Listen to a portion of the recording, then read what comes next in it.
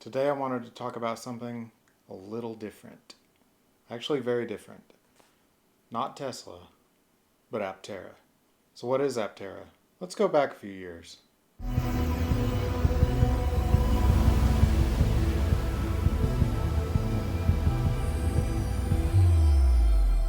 In 2006, Steve Fambro's company Accelerated Composites had a concept car called the Aptera featured in Popular Science. The goal was to create an affordable and efficient car that cost less than $20,000 and got 300 miles per gallon. It was also not very stunning. It looked like a cartoon UFO with three wheels. By 2007, though, the company had been renamed Aptera, and they unveiled a more production-ready concept called the Type 1. This vehicle is more like the familiar teardrop design that we all know today. This is also when I started following them, 13 years ago. The exterior of the concept was like nothing I'd ever seen before. Finally, a futuristic concept with a purpose. The interior of the concept was beautiful and clean and like nothing on the market. Even the interior of the little sports car from that other EV startup looked nothing like this. Aptera, on the other hand, had a standalone center display, plus a driver display with 3 screens for both the sides in place of the mirrors and a rear view camera. Now, we're all used to this look now with the center display, but back in 2007, cars didn't have this. The best display on a car was about this big. This thing was light years ahead of its time. This is probably why when the Model 3 was unveiled in 2016, I absolutely loved it. It was the vision of the future that I had been promised so long before, almost 10 years. The original Aptera was actually a hybrid, not electric. It was meant to get 300 miles per gallon and cost around $20,000. Now, because of the high mileage and the out-of-this-world design, Aptera actually got a lot of headlines back then. But they also had their fair share of criticism. As Tesla owners, we all know what the media is like to anyone who's different or tries to break the mold. Aptera was not left out of this. Then in late 2007, Aptera started taking pre-orders at $500 down. The vehicle received some design changes over the next year and then was renamed the Aptera 2E for electric and 2H for hybrid in late 2008. The car was supposed to be able to get a 100-mile range from the 20 kilowatt-hour pack. The 2H hybrid was rated 130 miles per gallon on gas alone and 300 miles when plugged in every 120 miles. Now, 2009 was the big year for Aptera. The vehicle was actually featured in the Star Trek reboot. You see it in the background here. They were all over the media, getting lots of attention. Now, also in 2009, Aptera applied for the U.S. Department of Energy loan, but were denied because of the three-wheel design. They successfully lobbied to have those rules changed, but by then it was too late. The company laid off employees and the founders were forced out in November of 2009. Now, the company remained and kept trying to move forward, even competing for the X Prize in 2010. But they didn't do so well. The car overheated before it finished the laps. Fail.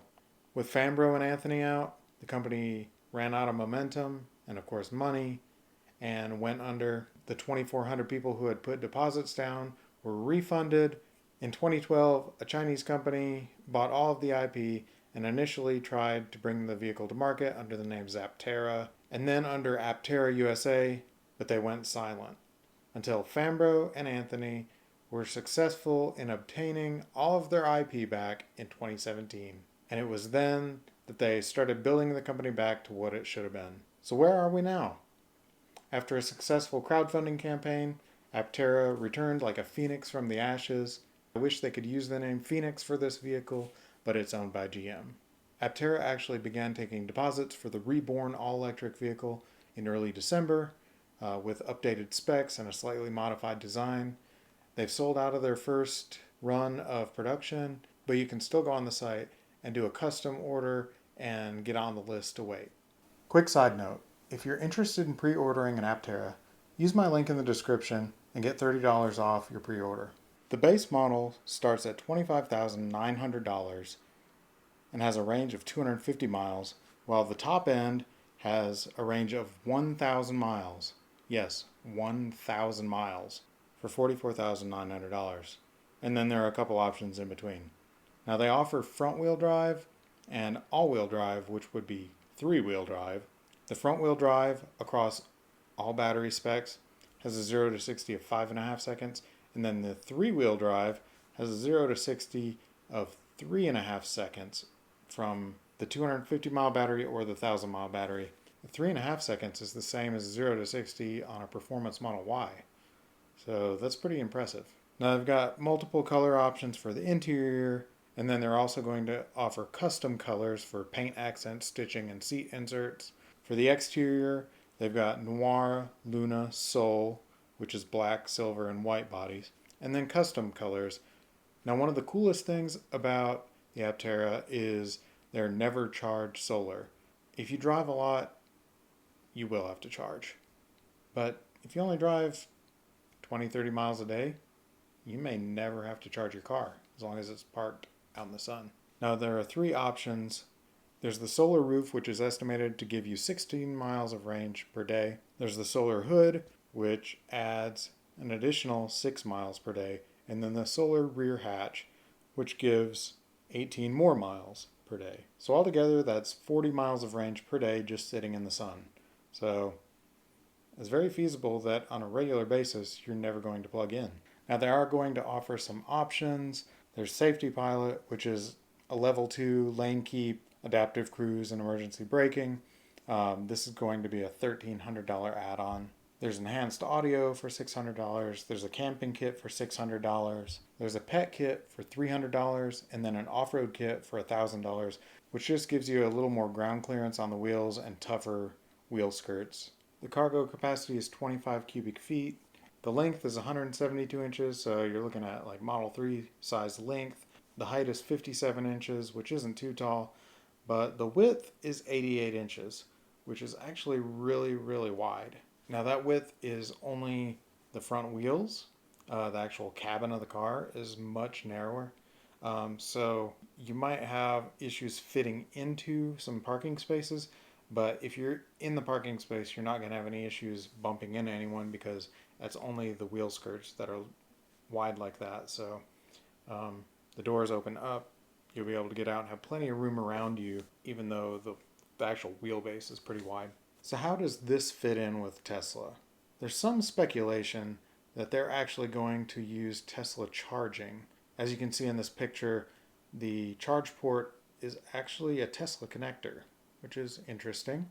Also, if you look at the interior, they've actually used some Model 3 parts, the steering column and shifters. Now the steering wheel is obviously different, but the column and shifters look like they came from a Model 3. Overall interior design is very, very similar to a Model 3, but different enough that, it's not. So I don't know if they're sourcing parts from Tesla, like Tesla did on the Model S and X, sourced parts from Mercedes, but it is interesting that what we see now is actually using some Model 3 parts. Now, how does this fit into your life if you own a Tesla? So I don't really see personally why you would want 1,000 miles on this vehicle. I really don't see this as a long-range trip vehicle, though I haven't driven one. Maybe it's really comfortable. If the autopilot-like feature is good enough, then sure, why not? Maybe you will want to take it on trips. It has plenty of cargo space, though it does only hold 2 people, so it's not a family car. I see it more like a weekend car, a cruising car. Around town, you just want to be as efficient as possible. This is definitely going to be the most efficient car out there. There really isn't much you can do to reduce the drag over what this car is, unless you're just in a floating bubble.